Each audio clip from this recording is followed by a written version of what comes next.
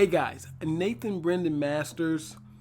What would you do if I told you that there were a group of women in a secret Facebook group who came together specifically to malign and destroy what they perceived to be political targets or people, particularly men, in the way of their success in the comic book industry? Would you think I was an ist or a phobe? Some crazy wacko conspiracy theorist who just didn't want women to succeed? Or would you actually sit up and hear me out to see where I'm coming from with that? Well, for months, hell, years at this point, we've been saying this was happening. And now it's been confirmed. But before I jump into this, guys, you know what I gotta do.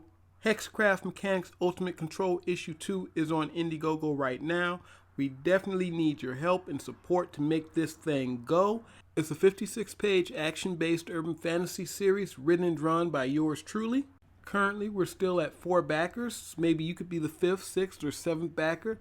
The money helps support me and the channel and helps me to create more stuff like this. So if you like things like Blade, Constantine, Underworld, this is definitely the book for you. Link is in the description. Let's jump into the video. By the way, the artwork you're looking at here is from Victor Locke Demon Hunter Demon Noir Issue 2. This is page 3 of the Victor Locke Dorian Gray fight. So keep your eyes out for this on Indiegogo in September. And speaking of projects, one of the things that you may notice about me is that I tend to stay out of the fray. And I do that by doing just what you see here, working on my projects and staying away from bullshit and bullshit people. And this is what I've suggested that a lot of people do, is stay off of Twitter, get into your projects, just like Zach said, do that. Now, here's the problem, of course, with that. If you do that, yes, you'll be able to really focus on your projects. But what also happens is if you don't have a big audience already, you don't get any attention. The best thing that can happen to you is some of these Twitter lunatics see your book and get offended and then tell everybody about it. In some cases, they practically sell your book for you. And for the most part, they only come after the big guys because that's who they deem to be a threat to them. And what do they consider a threat? Well, criticism. Because they can do no wrong, why should they have to produce quality work? Why should they have to even focus on the work that they do? Why should they have to create things that people buy? Because, you know, it's a business and that business has to make money. And money apparently is not a thing for them. That's like an afterthought. Have you ever noticed that when you read this article, and not only this is the second part, there was a first part to this as well. And this is on Bleeding Fool. I'm going to put a link in the description so you can go over there. For those who don't know, Bleeding Fool is like a parody of Bleeding Cool, except they do real news, except they cover the whole news. They don't just cover the things that will destroy their political opponents. You know, they actually have a well-rounded, they do well-rounded coverage. But then again, you know, you could probably say my opinion is biased too. And you guys know that I did a video a little bit ago about Yandere Dev and him filing false copyright claims. False copyright claims are, of course, illegal. It literally is a crime to file a false copyright claim. Will anybody come after you? You know, who knows? But these people have no problem filing false copyright claims because they know that nobody will do anything about it. I can't wait till that day when one of these assholes files a false DMCA claim and they just get their ass handed to them by an attorney. It's like, you got to think about it. It's like, if you notice, nobody ever files a false copyright claim on Ethan Van Sciver. You ever notice that? Because he's got money. They used to file them on Zach all the time, but now Zach has actually shown that he will sue. They don't do it to him anymore. But let's file that under low-level crime. Let's just say that's low-level internet beef, okay? Now, there's a person who will go unnamed on this video, okay? I'm not going to have people pretending, oh, you're attacking her in this video, even though there are literally a police report and mounds of evidence from what I understand. And the person can't enter the United States because if the person enters the United States, there's a good possibility they will be arrested. Now, this woman used to be the personal assistant of Bill Willingham. For those who don't know, he created the award-winning comic book series Fables for DC Comics' Vertigo line. Now, in this particular situation, that's not the big story. The big story is that the comic book media covered it up after reporting on it. Now, you might say, Nathyn, they reported it. How does that make sense? How would they cover up something that they reported? Well, if you look here, you can see a list of all the most popular stories for that week. The top 20 most popular stories, I should say. And there's only one link here that doesn't work. And it's the link to the story about her. Now, I did a little Google sleuthing here and said, let me try to see if I can find this anywhere. And what do you notice here? There is no link to this story. You see Bleeding Fool's link to the story we're talking about now, but you don't see Bleeding Cool's link to the story. But what you do find is an interview about this alleged embezzler talking about transparency and how they are offering resources for comic book creators.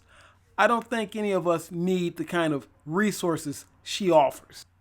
But funny enough, someone in the comment section asked, whatever happened with the accusations that she embezzled money from Bill Willingham? Was that ever resolved? And of course, at the bottom, comments are closed. Now, I don't know if that's a coincidence or not, but I mean, it just, come on. Now, Night Flight Comics did post a link about this, applauding him for standing up for himself. But of course, when you click the link, it's, just like the article says, it's dead link. So if a woman embezzles money from a male comic book artist in the comic book industry, the comic book press will not report on it. And if they do, they'll eventually hide the article so it can't be found for future reference. But what they will report on is a blatant false story about Warren Ellis that's proven false by the people who actually made the complaint. Because all the people who made the complaint were adults. They were adults who chose to engage in this activity with Warren Ellis. And now they're pretending as if he had power over them. Now, if the allegations are true, I'll be the first to say some of the stuff he did was kind of slimy. But not from the position of, oh, he had power over me. From what I can see, and I could be wrong about this, but from what I gather, most of these are fans. Grown female fans, not women who worked for him. The power he had over them was that he was a famous comic book writer. So what? That's what you do. If you're a straight man and you get famous, you get money and chicks. If I get famous, I'm going to get my money, I'm going to get some chicks. Preferably some of them big booty girls on Instagram. That's not the point though. One case is actually verifiable. And I believe in innocent until proven guilty. So let's get that out of the way. But there is a police report on file. There's something you can look at and say, this has been filed. But that disappears. This story, on the other hand, that's not verifiable at all, with the exception to say, yeah, Warren Ellis tried to get with some grown-ass women. Maybe tried to get with a lot of them. Okay, maybe he slept with some of them. But he certainly didn't do what this title implies that he did.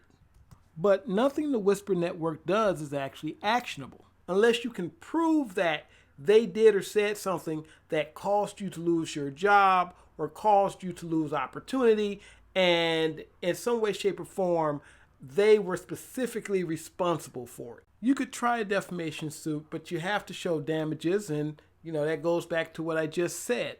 So you can literally be lied about and destroyed online through rumor and innuendo, and the comic book press is actually on their side. But if you actually do something illegal, it's kind of like, hey, let's sweep that under the carpet, right? And this is the same tactic that the anime-based media used to smear Vic Mignogna by using photos of him hugging female fans and pretending like it was somehow forced. In this very famous photo, the girl herself says it's BS. But Ellis isn't that lucky.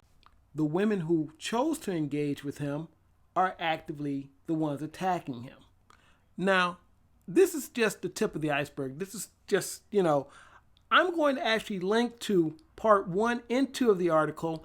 There's a third part coming out, and so far this is completely exposing this network. Now, the first time an article came out, there was retaliation. That's why they came after Dynamite Comics, and that's also why they came after Jay Lee, who, Jay Lee is a boss right now because he stood up for himself. Very few people do that when they come for you. And once he stood up for himself, everybody kind of backed off, oh, okay, we better not mess around. So realistically, many times that's what you have to do. Stand up for yourself. If you show them you can't be bullied, most of the times they'll turn and run. J. Scott Campbell is another one who they try to push around every once in a while. And typically he just kind of tells them to F off and goes about his business. This is why I go the Zach route, Comics Matters route. Stay off of Twitter. I stay off Twitter, leave these people alone. I go over there to promote. Every once in a while, I might chime in on something, but generally, I leave these assholes alone. They are horrible, horrible people, and the people reporting the news are actually on their side. They lie for them, they hide things for them, and they try to back them at every turn. Why? Just evil.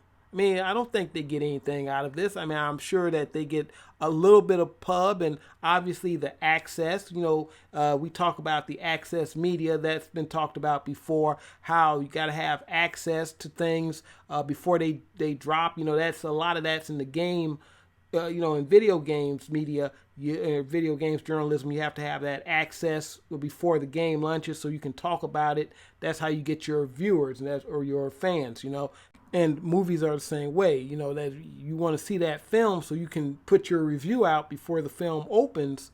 Well, you got to be nice to them and make sure that review is nice if you want to keep your ability to review.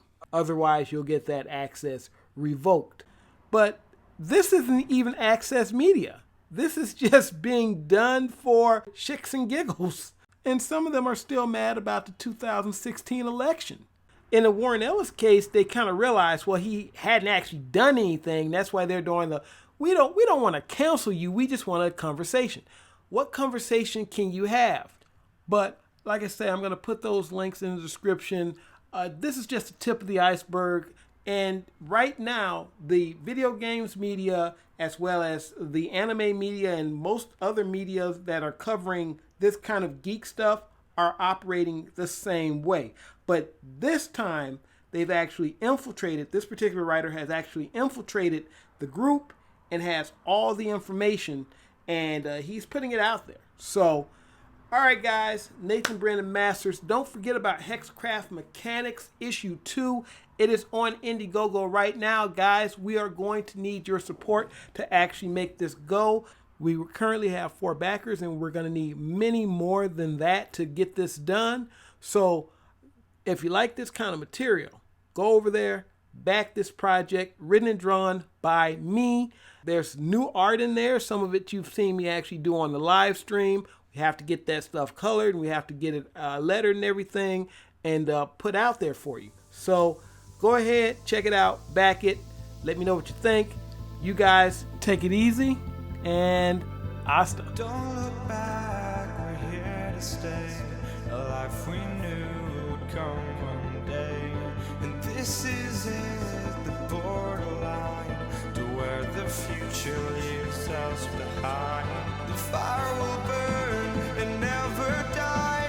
Looking through the eyes of a brand new life. It's so just